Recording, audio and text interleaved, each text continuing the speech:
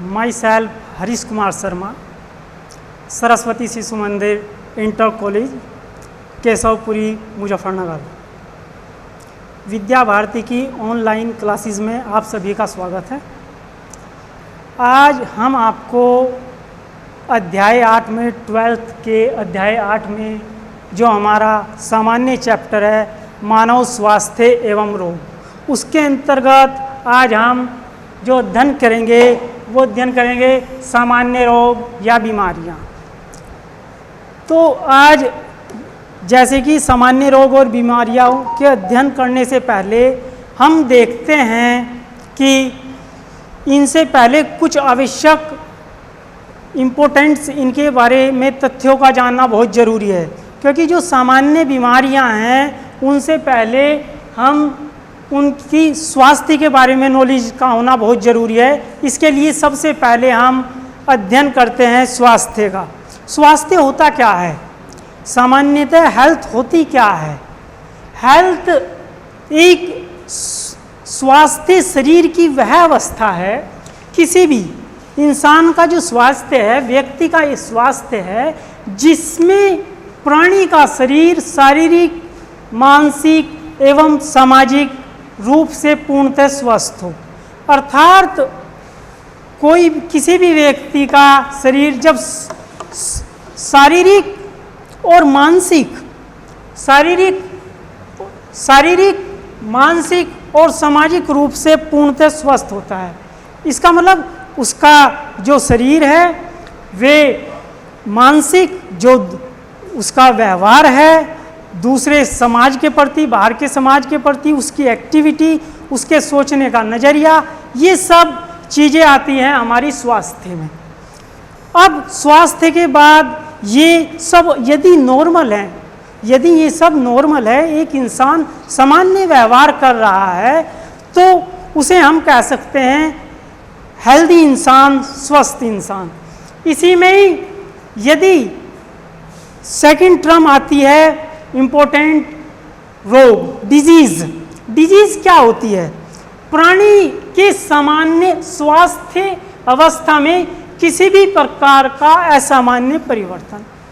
यदि कोई प्राणी, कोई इंसान, कोई व्यक्ति असामान्य व्यवहार करता है, नॉर्मल एक्टिविटियों से उसके जो असामान्य परिवर्तन होता है उसकी बॉडी में, जैसे कि बीमारियां विभिन्न प्रकार की होती हैं, रोग विभिन्न प्रकार के होते हैं, जैसे कि हमारे डाइजेस्टिव सिस्टम में भी विभिन्न प्रकार के रोग होते हैं, ठीक, और हमारे माइंड से भी संबंधित विभिन्न रोग होते हैं। तो इस प्रकार से जो हमारी एबनॉर्मलिटी है, जो एबनॉर्मलिटी है एक स्वस्थ इंसान की अवस्था में, उसे ही हम डिजीज़ कह सकते हैं, अर्थात वही डिजीज़ होता है। यदि हम इसे परिभाषा के रूप में देखें तो क्या होता है कि किसी भी प्राणी के स्वास्थ्य अवस्था में किसी भी प्रकार का असामान्य परिवर्तन एबनॉर्मल चेंज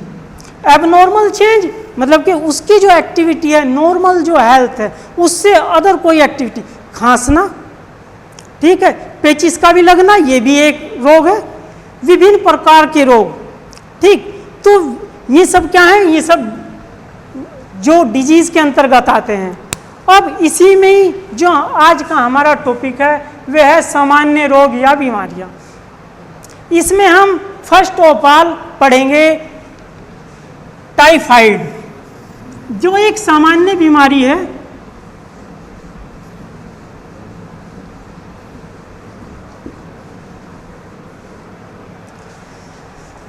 सामान्य बीमारियों के मैं कुछ नाम लिख देता हूं।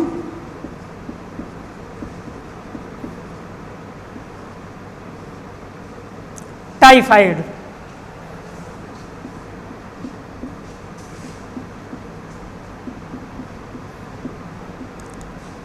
सेकंड नंबर पे पेचिस, डाइसेंट्री,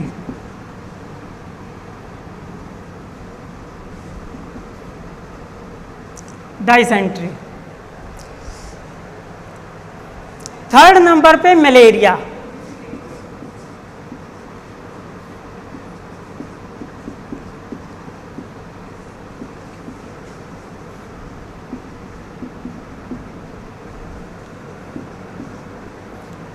4th नंबर पे जुखाम, कॉमन कोल्ड।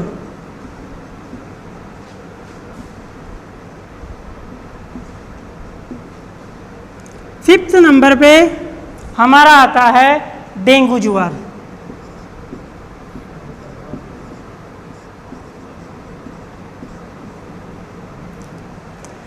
डेंगू जुआर,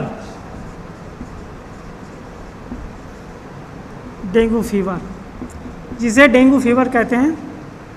अब first of all we can the study the first disease typhoid. Students, सबसे पहले आज जो हम अध्ययन करने जा रहे हैं सामान्य रोगों में, सबसे पहले हम टाइफाइड नामक डिजीज़ का अध्ययन करेंगे। ये जो टाइफाइड है ये सामान्य एक जीवाणु जनित रोग है। इसका मतलब बैक्टीरियल है, ये बैक्टीरियाओं के द्वारा फैलती है। जैसे इसका जो रोग कारक होता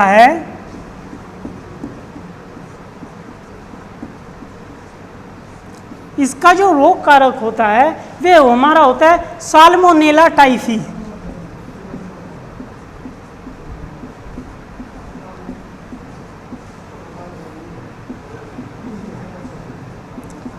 साल्मोनेला टाइफी।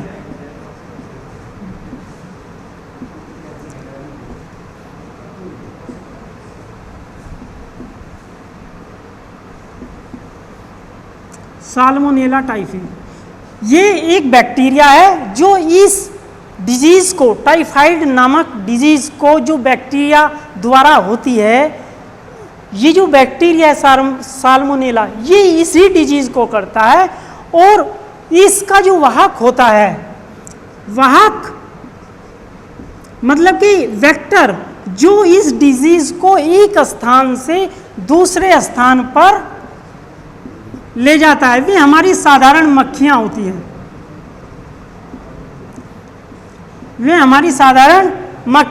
हैं।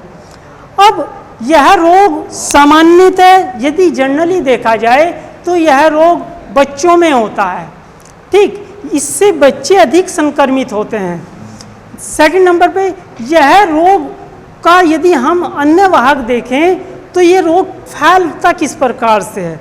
मक्खियाँ तो होती ही हैं, लेकिन यह रोग यदि संक्रमित, हम किसी का भोजन ले संक्रमित भोजन का इस्तेमाल करते हैं,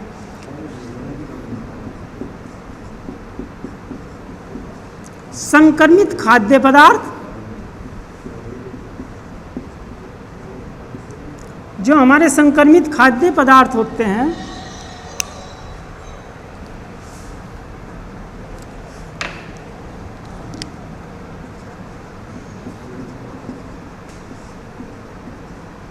संक्रमित खाद्य पदार्थों से। सेकंड नंबर पे हमारा संक्रमित रोगी के बर्तनों से,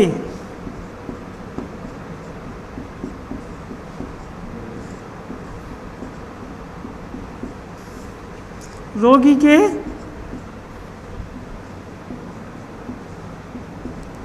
बर्तनों से। थर्ड नंबर पर हम देखते हैं जो रोगी के संक्रमित व्यक्ति है उसके कपड़े छूने से भी यह रोग होता है। संक्रमित व्यक्ति के कपड़े छूने से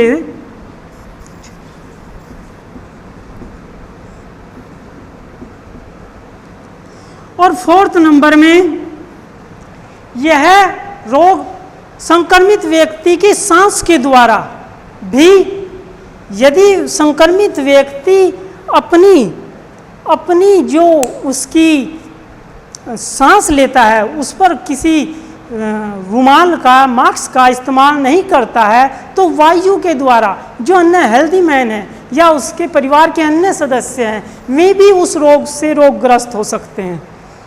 तो संक्रमित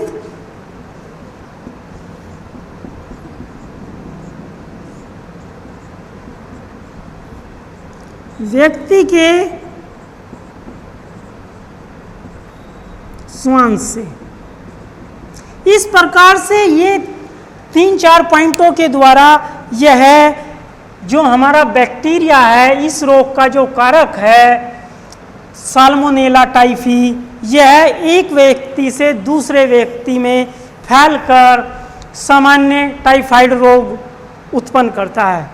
यदि हम इसके लक्षणों की बात करें कि इसमें किस प्रकार के लक्षण दिखाई देते हैं, जो व्यक्ति इस रोग से संक्रमित हो जाता है उसमें कौन से लक्षण हमें दिखाई देते हैं, तो हम देखते हैं लक्षणों में नंबर 1,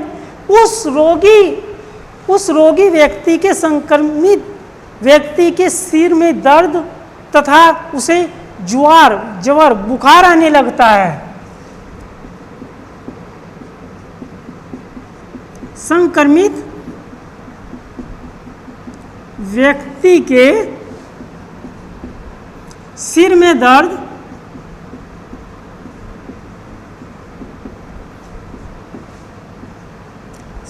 दर्द तथा उसको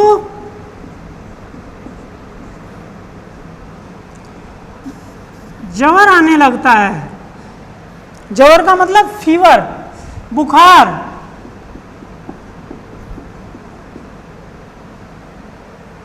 आने लगता है।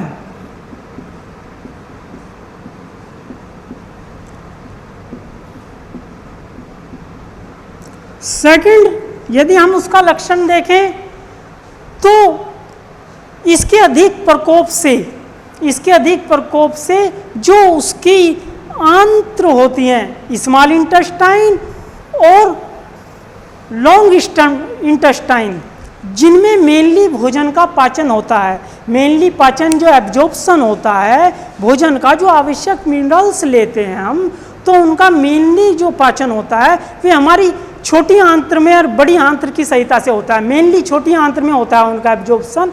तो यदि इसका अधिक प्रकोप होता है तो संक्रमित व्यक्ति की जो आंत्र हैं, जो इंटेस्टाइन है, वे रोगग्रस्त हो जाती हैं। संक्रमित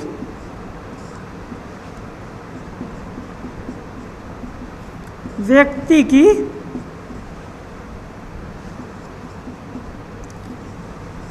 आंत्रों पर प्रभाव पड़ता है।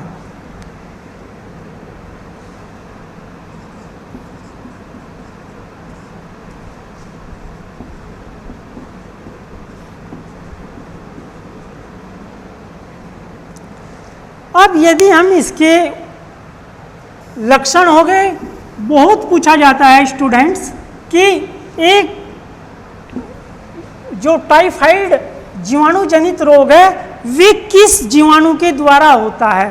तो हमने जैसे कि आपको बताया है कि जो साल्मोनेला टाइफी है उसके द्वारा ये टाइफाइड रोग होता है। ठीक है, और इसका ये वाहक के बारे में पूछे आपसे कि इसका वाहक क्या है, तो वाहक के बारे में आप इसका संक्रमित खाद्य पदार्थ भी, मेनली जो इसका वाहक होता है वे हमारी हाउस फ्लाई जो मक्खियाँ होती हैं वे होती हैं। यदि हम इसकी रोकथाम की बात करें, उपचार की बात करें,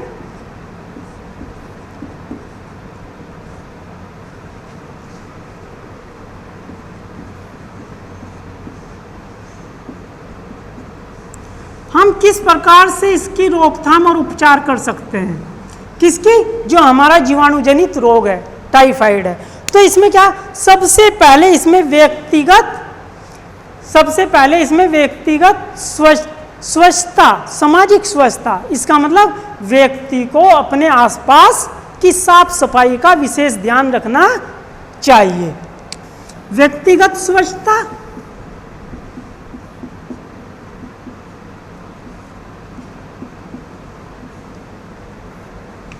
तथा सामाजिक, व्यक्तिगत तथा सामाजिक स्वच्छता पर विशेष ध्यान देना चाहिए।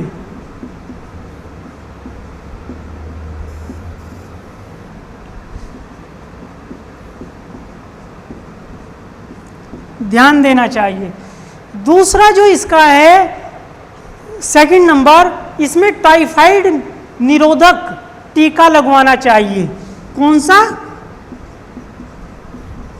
टाइफाइड निरोधक टीका लगवाना चाहिए।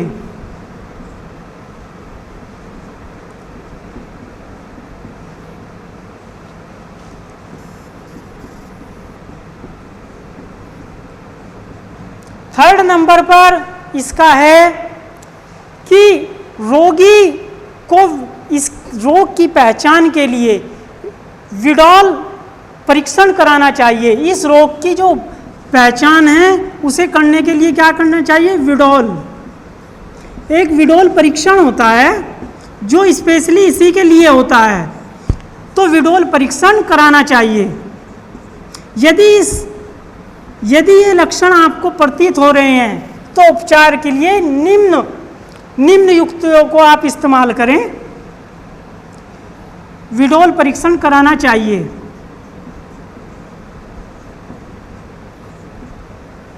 नेक्स्ट, क्लोरोमाइसिटिन औषधि का इस्तेमाल करना चाहिए।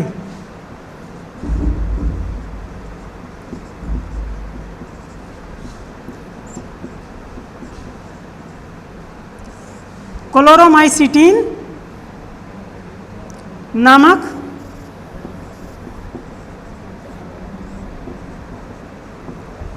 औषधि का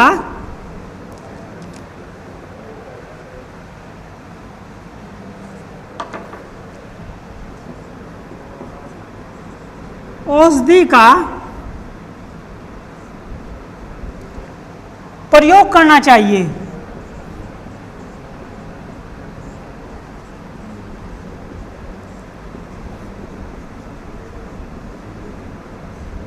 प्रयोग करना चाहिए। इस प्रकार से ये था हमारा टाइफाइड रोग।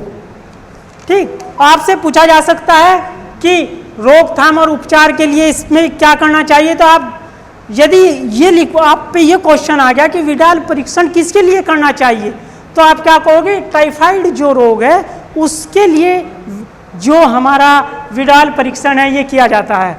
ठीक, या विडाल परीक्षण टाइफाइड नामक रोग के लिए करना चाहिए। इसके लिए क्लोरोमाइसिटिन नामक औषधियों का भी उपयोग किया जाता है। नेक्स्ट जो हमारी डिजीज है वह है हमारी पेचिस।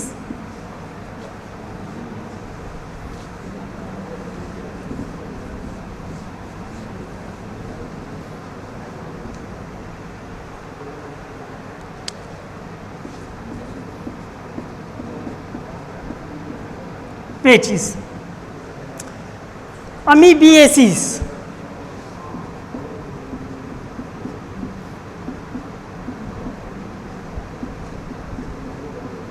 अमीबिएसिस या अन्य और क्या कहते हैं? अमीबा अतिसार।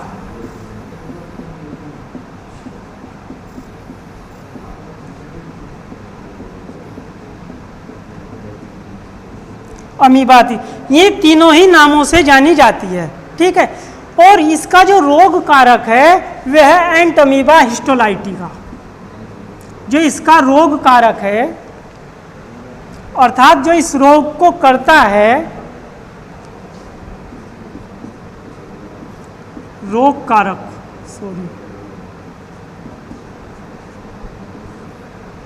जो इसको करता है रोग कारक वह एंटमीबा हिस्टोलाइटिका।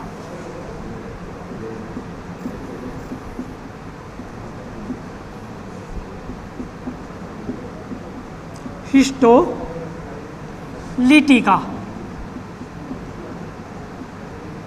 Entamoeba histolytica. ये जो प्रोटोजोन्स है, ये जो प्रोटोजोन्स है ये इस पेचिस अमीबीसी अमीबातिसार नामक डिजीज को कोज करता है। ठीक। और इसे जो फैलाता है, इसका जो वेक्टर है, एक स्थान से जो दूसरे स्थान पर ले जाता है, इसकी जो वाहक है वह है हमारी घरेलू मक्खी।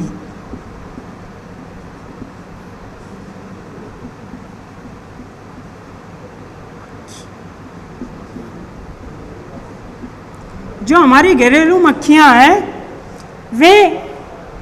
वे इसको क्या करती हैं, वे इसको फैलाती हैं। अब यदि हम इसके लक्षणों के बारे में बात करें, आप पे क्वेश्चन आएगा स्टूडेंट कि यदि ये मोस्टली आता है कि ये जो पेचिस है, अमीबियासिस है, ये किस प्रकार की बीमारी है? तो ये हमारी प्रोटोजोन्स के द्वारा होने वाली बीमारी है, और इसे करने वाला जो रोग कारक है वे एंटमीबा हिस्टोलाइटिका है। ठीक है। यदि हम, और इसमें मेनली क्या होता है, जो आंत्र होती हैं वे इन्फेक्टेड हो जाती हैं। इसका मतलब ये स्मॉल इंटेस्टाइन और लार्ज इंटेस्टाइन जहाँ एब्जॉर्प्शन होता है किसका, फूड्स का, उसे क्या करती है, ये उसे ये एंटमीबा हिस्टोलाइटिका उसमें इन्फेक्शन करता है। अब यदि हम इसके लक्षणों की बात करें तो इसके लक्षणों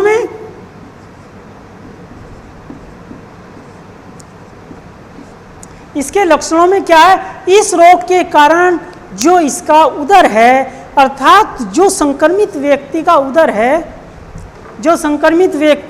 है उसमें, संक्रमित व्यक्ति के उदर में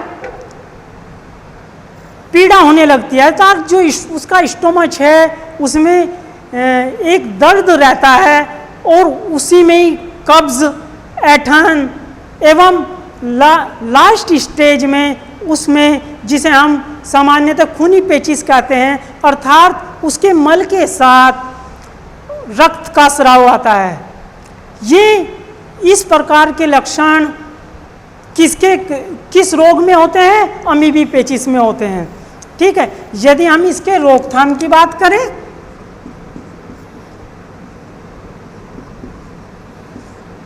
रोकथाम एवं उपचार,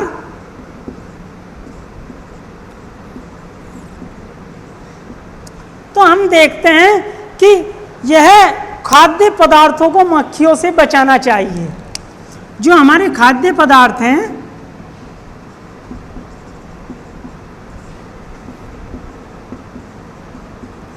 खाद्य पदार्थों को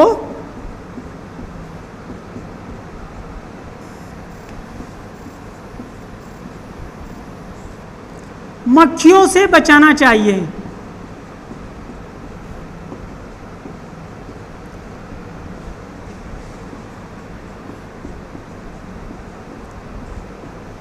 खाद्य पदार्थों को मक्खियों से बचाना चाहिए। शौचालय तथा नालियों में सफाई का विशेष ध्यान रखना चाहिए। इसका मतलब जो हमारे शौचालय हैं घरों में भी और बाहर भी, यदि कहीं इन्फेक्शन का डर है या कुछ है तो हमें वहाँ साफ सफाई का विशेष ध्यान रखना चाहिए। और घरों के आसपास कहीं भी पानी इकट्ठा नहीं होने देना चाहिए। घरों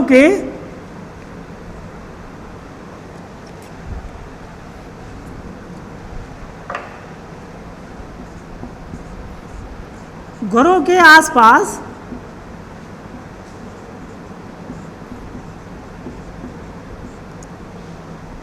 पानी एकत्र नहीं होने देना चाहिए।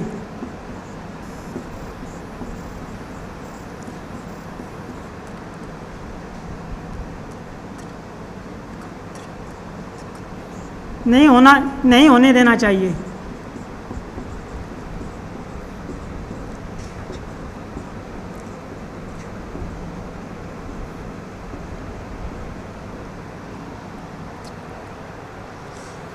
नेक्स्ट, जल, यदि जो हमारे जल स्रोत हैं, आसपास की जो नालियां हैं, उसमें हमें पोटेशियम परमंगनेट की उचित मात्रा डालनी चाहिए, जिससे वहाँ पे जो इन्फेक्शन करने वाले विभिन्न मच्छर हैं या अन्य प्रोटोजोन्स हैं वे समाप्त हो जाएं।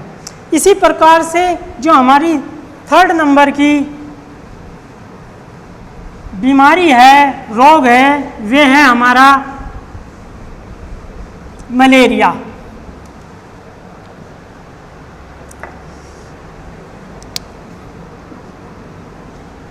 वह है हमारा मलेरिया।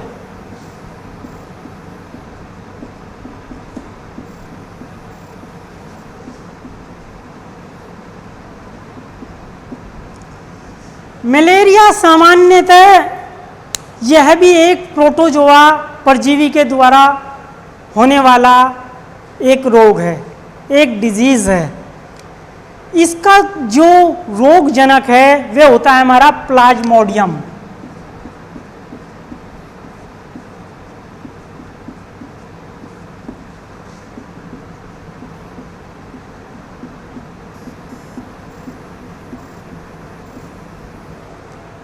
प्लाज्मोडियम, ये जो प्लाज्मोडियम है ये एक क्या है? ये एक प्रोटोजोन्स है, अर्थात प्रोटोजोआ संघ का सदस्य के अंतर्गत आता है ये। और इसमें जो है ये इसकी जो वाहक होती है वे मादा एनाफिलीज मच्छर होती है। इस जो रोग है ये, इसकी जो वाहक होती है वे मादा एनाफिलीज मच्छर है।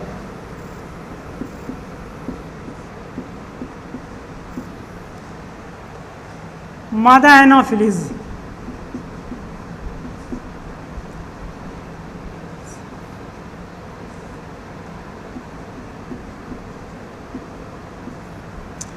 मादा एनाफिलीज जो इस रोग की क्या करती है? इसके संक्रमण को फैलाती है। यह सबसे पहले जो हमारी मादा एनाफिलीज है ये संक्रमित व्यक्ति को बाइट करती है। इसका मतलब जो पहले से रोगग्रस्त है, जो पहले से रोगी व्यक्ति है, यह उसे बाइट करती है, उसे काटती है। और उसके काटने के बाद इसमें जो परजीवी है वह एंटर कर जाता है, किससे? संक्रमित व्यक्ति से। और इसके अंदर ही वे क्या करता है? वह अपनी, क्योंकि ये जो बीमारियां है, ये जो मादा एनाफिलीज है, इसमें और संक्रमित व्यक्ति में अपनी लाइफ साइकिल पूरी करता है। कौन? जो इसका रोगजनक है, प्लाज्मोडियम। प्लाज्मोडियम जनरली दो कैंडिडेटों में अपनी लाइफ साइकिल पूर्ण करता है। पहला मादा एनाफिलीज, सेकंड नंबर पर संक्रमित व्यक्ति। अब क्या करता है? यदि संक्रमित व्यक्ति के कांटेक्ट में मादा एनाफिलीज आई और मादा एनाफिलीज मच्छर ने क्या करा? उसे बाइट किया, उसे काटा, तो फिर ये जो हमारा प्लाज्मोडियम है ये क्या हो गया? ये मादा एनाफिलीज के अंदर एंट्री कर गया।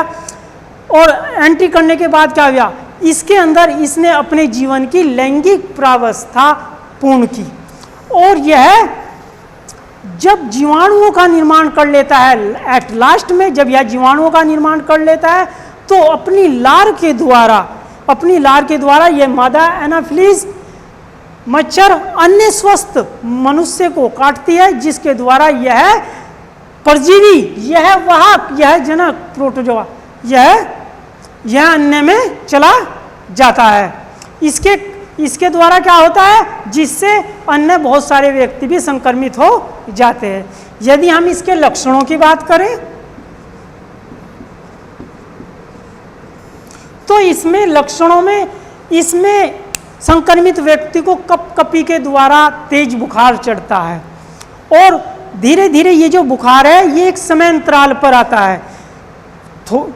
थोड़ी समय के लिए तेज बुखार हुआ, फिर पसीने के साथ बुखार कम हुआ और फिर समय अंतराल के बाद फिर तेज बुखार हुआ। सेकंड नंबर पर इसमें उसके सिर दर्द में दर्द होता है, उस व्यक्ति के सिर में काफ़ी तेज दर्द होता है।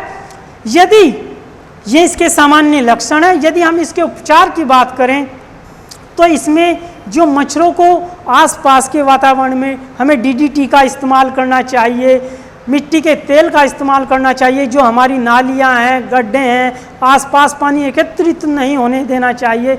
इस प्रकार से जो हमारी जलाशय हैं उनमें कीटभक्षी मछलियों का पालन करना चाहिए, ताकि वे जो इन्फेक्टेड प्लाज्मोडियम है, जो प्लाज्मोडियम इन्फेक्शन करता है उसका भक्षण कर सकें।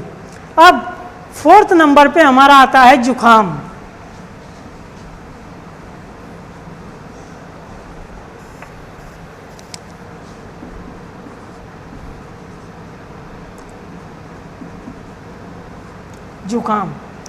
जुखाम को सामान्यतः सभी जानते हैं,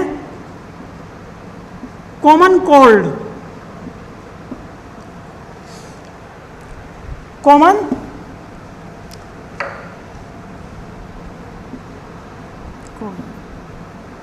ठीक, या ये इन्फ्लूएंजा के नाम से भी जाना जाता है, या इन्फ्लुएंजा।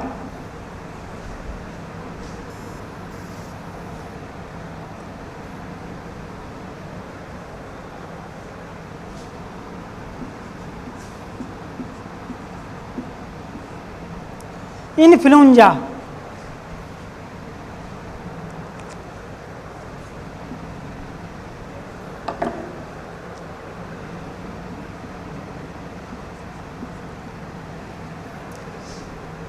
इन्फ्लुएंजा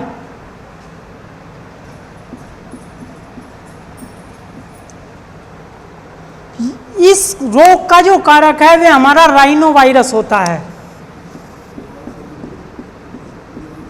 इस रोग का जो हमारा कारक है वह है हमारा राइनो वायरस।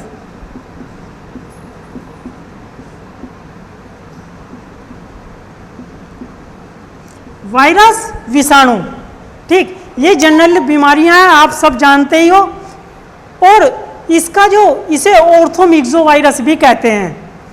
इसका जो वाहक है वे, इसका जो संक्रमण होता है वे हमारी जो संक्रमित व्यक्ति है उसकी जो नाक से निकलने वाला तरल पदार्थ है उसके द्वारा होता है, और यह वायु के द्वारा फैलता है। यह वायु के द्वारा एक स्थान से दूसरे स्थान पर फैलता है। यदि हम इसके लक्षणों की बात करें, यदि हम इस रोग के लक्षणों की बात करें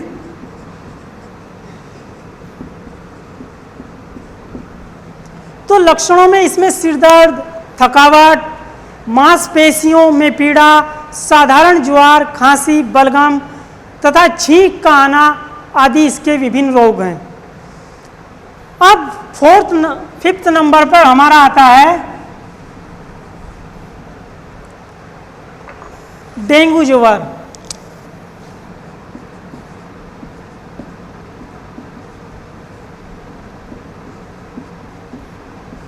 डेंगू ज्वर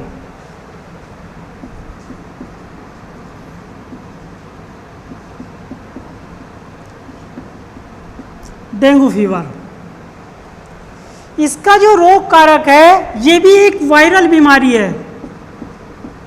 जिस प्रकार से हमारी जुखाम एक वायरल है, इसी प्रकार से डेंगू भी एक वायरल बीमारी है। इसका जो रोग का कारक है वह होता है हमारा डेंगू विषाणु।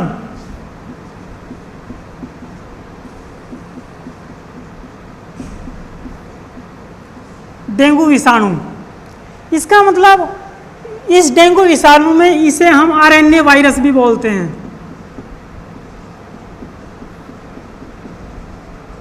आरएनए वायरस, ठीक। इसका रोग वाहक जो होता है, इसका जो रोग वाहक होता है वो होता है मादा एडिस एजिप्टी। ये एक मच्छर है, मादा एडिस एजिप्टी नामक, इस नामक वाहक के द्वारा मादा एडिस एजिप्टी के द्वारा यह रोग एक संक्रमित व्यक्ति से दूसरे संक्रमित व्यक्ति में पहुंचता है। सबसे पहले यह जो हमारी मादा एडिस एजिप्टी है, मच्छर के काटने से यह रोग होता है। यह मच्छर सबसे पहले संक्रमित व्यक्ति को काटता है, उसके जो रक्त है उसमें ये इस इन्फेक्शन को पहुंचा देता है, जिसके द्वारा क्या होता है कि यदि यह संक्रमित व्यक्ति में ऐसी कोई 9 से 12 दिन के बीच में वह व्यक्ति संक्रमित हो जाता है, जिसे बाइट करता है कौन, मादा जो डेंगू विषाणु, जिसे डेंगू विषाणु बाइट करता है, तो ये क्या होता है, किसके माध्यम से फैल रहा है, मादा एडिस इजिप्टी। सबसे पहले ये जो डेंगू विषाणु है ये किसके, स्वस्थ इंसान के अंदर प्रवेश किया, और स्वस्थ इंसान के अंदर लगभग 9 से 12 दिन के बाद वह व्यक्ति संक्रमित हो जाता है, जिसके द्वारा जो मादा एडिस इजिप्टी है यदि उसमें इन्फेक्शन करती है तो वे उसकी लार के माध्यम से एक से दूसरे विषाणुओं, एक से दूसरे व्यक्तियों में पहुंच जाता है। इस प्रकार के जो हमारा विषाणु है, इसके यदि हम लक्षणों की बात करें तो इस रोग में तीव्र ज्वर के साथ साथ, इसका मतलब तेजी से बुखार होता है और अत्यधिक पीड़ा होती है।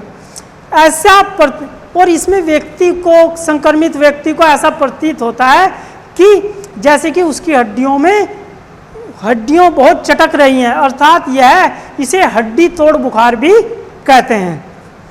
इस प्रकार से इस विषाणु के संक्रमण के कारण डेंगू, रक्तस्राव, ज्वर भी हो सकता है, और यह ब्लड सर्कुलेशन को अवरुद्ध कर सकता है। कौन, जो हमारा डेंगू विषाणु है। इसके उपचार के लिए हमें विभिन्न प्रतिजैविक एंटीबायोटिक दवाइयों का इस्तेमाल करना चाहिए और मच्छरदानियां लगानी चाहिए, और इसके ऑल आउट जैसे तथा आसपास जल एकत्रित नहीं होने देना चाहिए। ठीक है स्टूडेंट, आपकी समझ में आया होगा। थैंक्स।